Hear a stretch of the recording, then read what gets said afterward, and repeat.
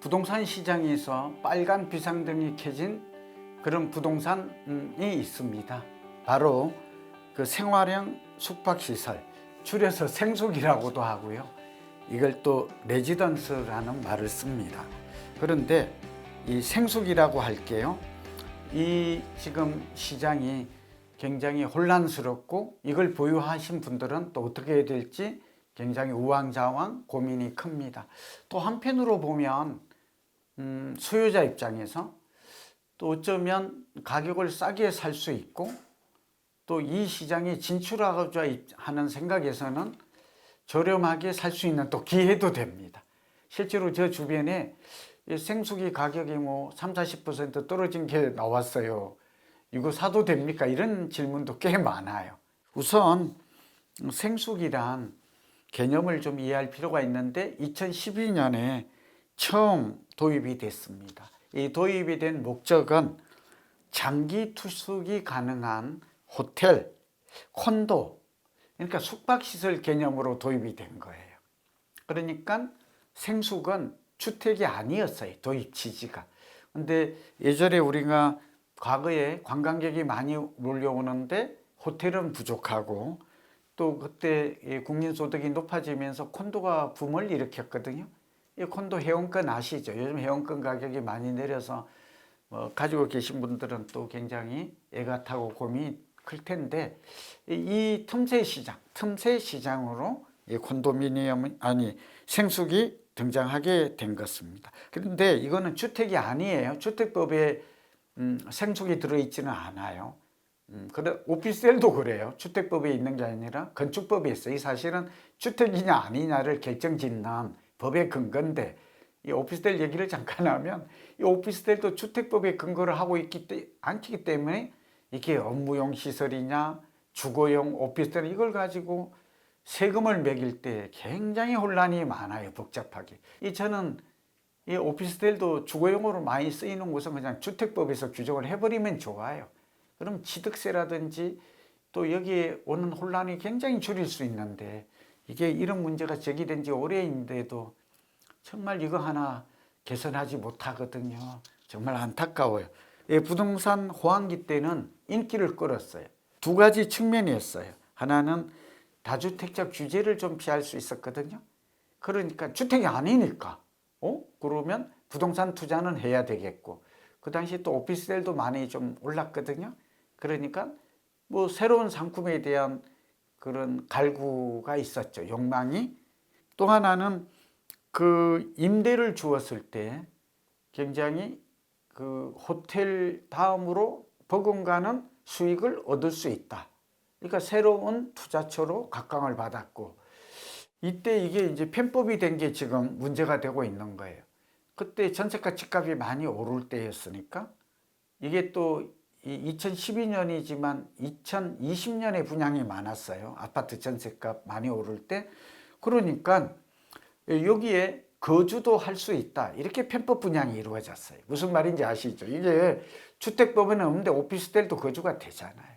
그러니까 이게 법의 규정이 명확치를 않았어요. 그러다 보니까 빈 땅에 오피스텔을 지을까 생숙을 지을까 이렇게 시행사 입장에서는 고민하게 돼 있죠. 그런데 생숙이 그때 인기가 있으니까 그리고 그 들어가 보면 아시겠지만 오피스텔처럼 돼 있다니까요. 그러니까 마치 거주해도 그러니까 분양받은 사람이 수분양자가 거주해도 되고 경우에 따라서는 다른 사람에게 임대 그러니까 전세를 주어도 된다 하는 것으로 알려져 있어요. 이게 잘못 알려진 거죠. 그래서 공급이 굉장히 많았고 얼마나 됐을까요? 그게 지금 18만 6천 호 정도가 지금 지어질 것까지 예상하면 굉장히 많이 지금도 한 4, 5만 호라고 그럴게요. 실이 지어지고 있다고 그래요. 그러니까 지금 생각하면 주택도 없고 전월세 가격도 그렇고 이런 상황에서 이걸 주택으로 좀 활용했으면 이 지금 주택의 공급 부족 문제를 되게 다 도심에 있어요. 좋은 데 있어요. 뭐 생숙이 저 변두리나 외딴 곳에 있을 이유는 없죠. 주거 입지로서도 나쁘지 않은 거죠. 그래서 이렇게 많이 공급이 되었는데 최근에 정부가 이제 결정을 했습니다. 무슨 결정을 했느냐? 올해 10월까지 말까지 용도 변경을 해라. 오피스텔로 용도 변경을 해라. 두 번째, 숙박업으로 등록을 해라. 숙박업 신고를 하라. 이게 본래 숙박이라고 그랬잖아요. 호텔가. 이 두 가지 조건을 내걸었어요. 그게 언제예요? 이 10월 말 얼마 안 남았어요. 이제 9월 말이니까 이때까지 해야 돼요. 오피스텔로 전환을 하거나 숙박시설 본래 용도의 취지에 맞게 신고를 하라는 거예요. 이 숙박업 신고를 하면 어떻게 될까요? 이제 숙박업, 관광호텔 이런 게 돼가지고 이제 세금을 내야 돼요. 그런데 문제는 이제 지금까지는 분양자의 100% 동의를 받아야 되는데 80% 이상 수분양자의 동의를 받으면 되고 분양 면적의 3분의 2 이상의 동의를 해야 돼요. 오피스텔의 이제 주차 시설이 문제가 돼요. 오피스텔은 일실 한 대가 원칙인데 60제곱미터 이하인 경우는 대개 60제곱미터 이하이기가 많기는 해요. 오피스텔, 고급 오피스텔이 아니면 0.7대예요. 주차 대수가. 이 조건을 충족해야 돼요. 그러니까 생수가 더 적거든요. 호텔이니까. 호텔식으로 해서 당초 취지가. 그러니까 0.7대를 맞추는 게 이게 쉽지가 않아요. 또 하나 보태면 복도예요. 주거용으로 바꾸려면 그러니까 복도가 1.5 정도 돼야 돼. 이거는 피난을 한다든지 또 여기 뭐 이사를 갈 때 짐이 들어간다든지 근데 이런 것도 다소 좀 완화를 해준대요. 여기에 재난이나 피난이나 이런 것들을 좀 시설을 보완하면 이 오피스텔로 전환을 좀 더 해준다. 근데 언제까지? 10월 말까지 해야 한다. 생숙을 가진 분들은 결단해야 됩니다.